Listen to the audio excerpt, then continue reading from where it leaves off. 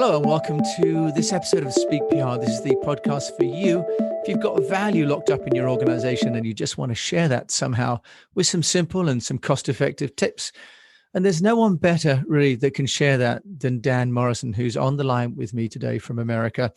And Dan and I were at university together back in the 90s in Chapel Hill.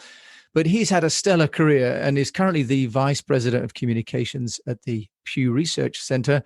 He's also been at the nexus of journalism, technology, and international affairs for the last 25 years. Dan, welcome. Jim, it's great to be with you. You have had 25 years of experience of communication, both in agencies and in government and in technology companies in Europe and the States. What would be one of the main lessons that you've learned about communications? You know, Jim, it's hard to pin it down to one, but I recently wrote an article on LinkedIn that was attempting to talk about harnessing sort of cognitive diversity in the workplace. And in a place like the Pew Research Centre, where I currently work, but other places where I've worked, I've had the privilege as a communicator of working with people very much unlike myself. So at a place like IBM, working with technologists, at a place like the OECD, working with economists, and now at a place like the Pew Research Centre, working with researchers. And I guess the premise that I start with, and I note this in the article, is something that George Bernard Shaw said once upon a time, which is that the single biggest problem in communication is the illusion that it has taken place. And I try to keep that in mind in anything that I do on the communication front. That's about cadence. It's about messaging. It's about, in those moments where you think you have communicated, you may realize that you haven't in some way. And we all need kind of prompts to tell us that, even now in the environment that we're in with the coronavirus, right? Just the inability sometimes to see a face on the other end. And even when you do see a face over Zoom or WebEx or whatever platform that people are using, when you don't get those facial prompts, it's hard sometimes to communicate. I'm sure you're finding the same. Well, that's right. And I think it's something like over 80% of all communication is nonverbal, right? So it's what we see. So how do company owners and organizations then, do you think, solve that problem, especially across cultures? Many people are running now businesses that aren't limited to one location. So what's your experience of best practice there, Dan? Well, my experience now, particularly in the moment that we're in, but I think it's illustrative of communicating generally, is to make sure that you are taking the other into account. And that's something that I've had the privilege of learning over the course of my career. When I say the other, I mean, who's sitting across the table from you, or who's on the other end of the phone, or who's on the other end of that website that you've created, for example. And sort of deeply understanding that audience is hugely important, because that's going to dictate how you communicate. So, for example, when I was a speechwriter once upon a time, you really have to know your audience deeply. Who is that person sitting in the front row nodding? Why are they nodding as you're talking? Why are they looking at their shoes instead of nodding, for example? And you haven't really done your homework unless you know who that is, the audience that you're trying to appeal to. And I would add to that also really important to imagine yourself in their shoes. What's going on in their lives? What are the hindrances that they have in the message that you're trying to deliver to them? Why is that not going through for some reason? And it's worth your while to investigate that as best you can. When I was reading the other day that Nelson Mandela, when he was in Robben Island, had all of the other inmates learn Afrikaans.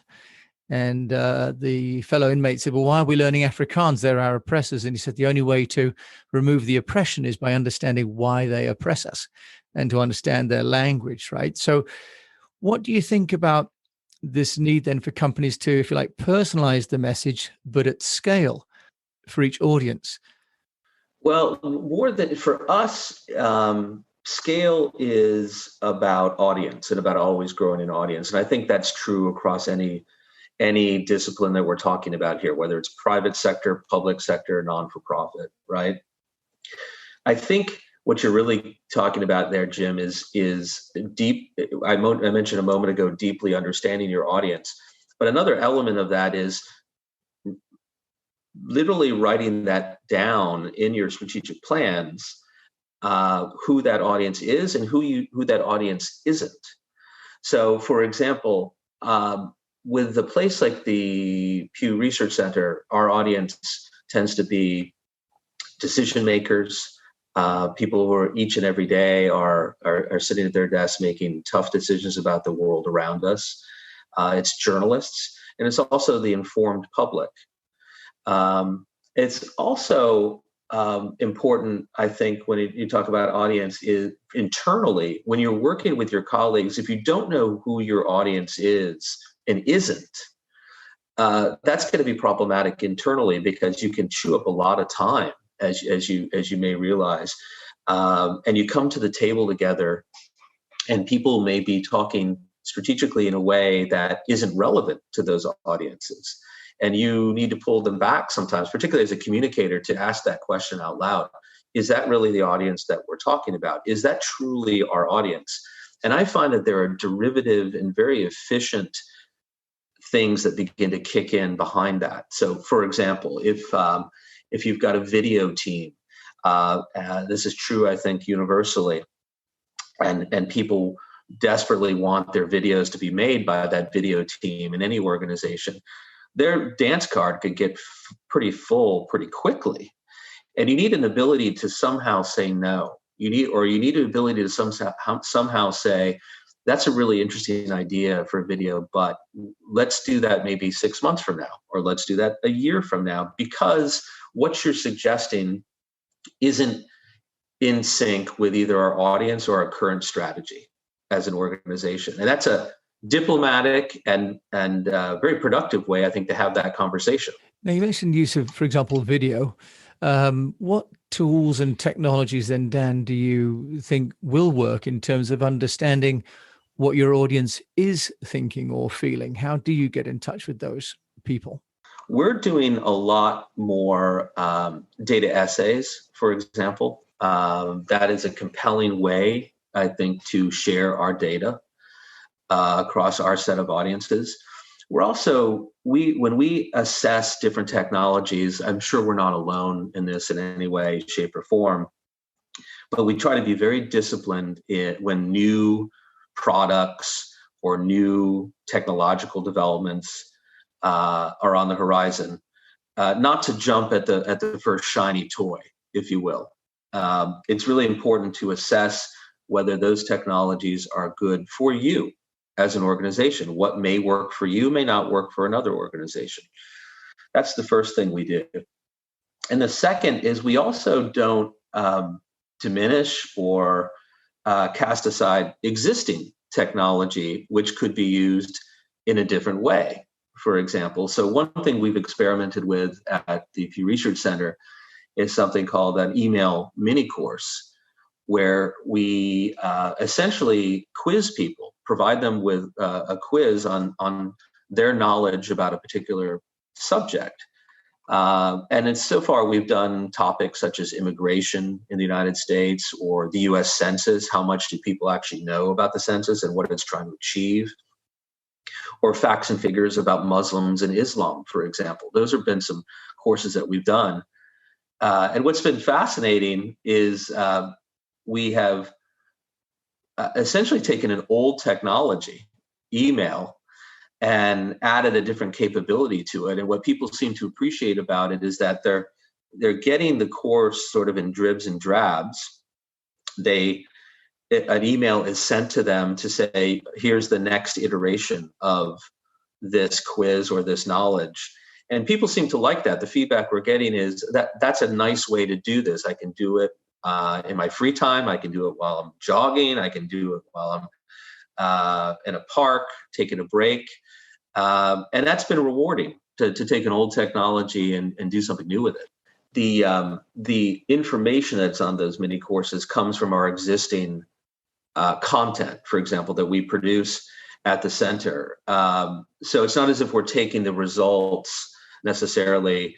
We're just offering people the ability to quiz themselves. What's helpful to us is it obviously helps share our brand. It helps share knowledge, and that's really the goal with something like that. Is we're all in the business of providing data about what citizens are thinking and feeling around top issues of the day. What would you say are some of the challenges of doing that kind of work on a global scale? Because Pew is, of course, you're doing research about how people feel, for example, about America now around the world. I think one challenge that we've experienced recently is we collect our data in different ways, in multiple, as you might imagine. And one of those ways is face-to-face. And of course, that's become really difficult with the virus, with the coronavirus.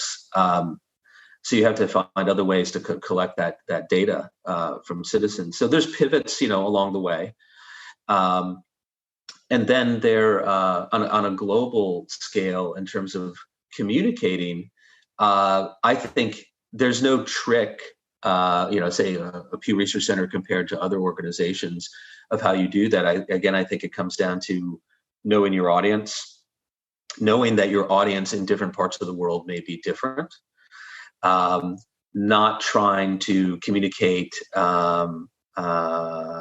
necessarily let me put it this way, being conscious of the fact that what you say in one part of the world needs to be consistent with what you say in another part of the world. I think going back several decades, people may have thought once upon a time, you say different things in different places when you're communicating. I don't think that works anymore in a globalized world at all.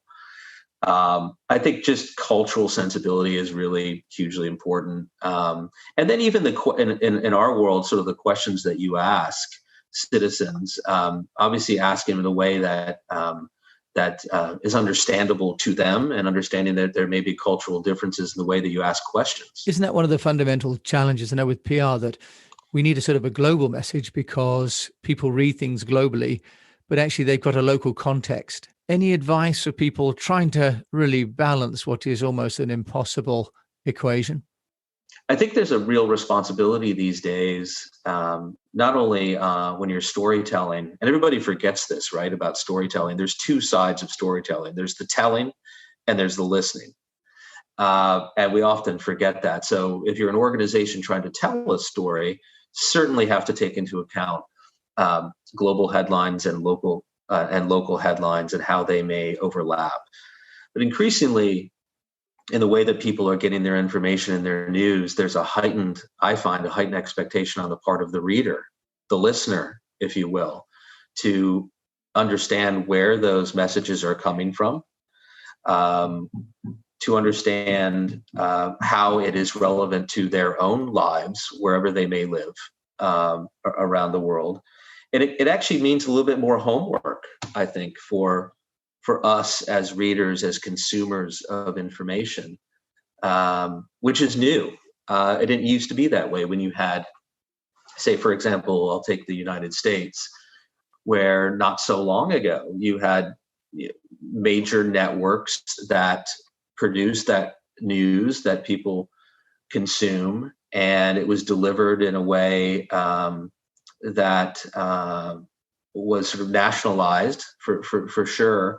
But now with the emergence of the internet, people are getting their news in many, many different ways, and the onus, for better or worse, really is on the reader to filter through that and understand where this information is coming from, what it means for them, and sort of tie those strings together. You and your son have written a book about how children see different cities, because you lived in Paris.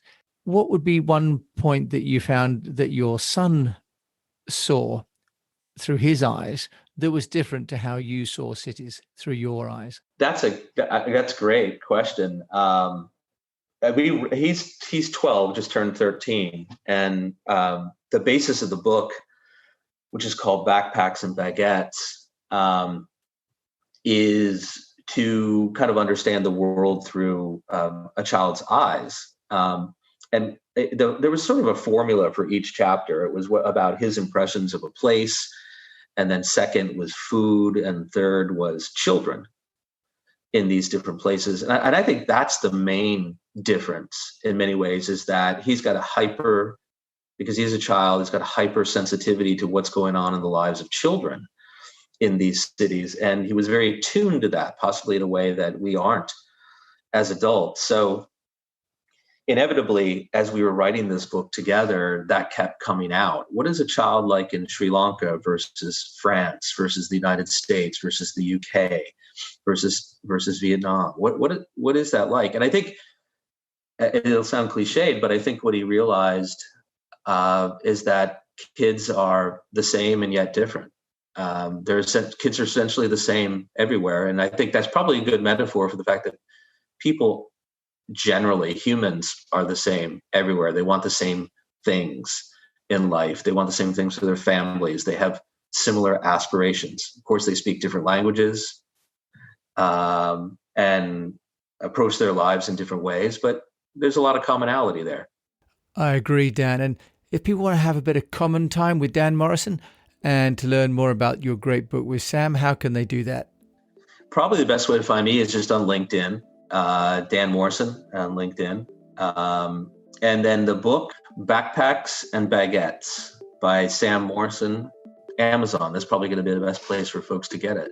Thank you to Dan for joining me. Dan, the Vice President of Communications of the Pew Research Centre, based just outside of Washington, D.C., sharing really about international communications and his experience about the need to really listen first and to be sensitive to the people on the other side of the table. So with that, I say thank you very much indeed for listening to this episode of Speak PR. If you'd like to learn more about our Speak PR methodology, which is to storify, personalize, engage, amplify, and to know, just reach out to me at eastwestpr.com or on LinkedIn, Jim James, and even sign up for our newsletters, which come out weekly, and our masterminds, which you can find at speakpr.co. And until we meet again, I wish you the best of health, a profitable business, and that if you're communicating internationally or even locally, that you found this useful and that you remember who's on the other side of the table, because for them to understand you, you need to understand them first.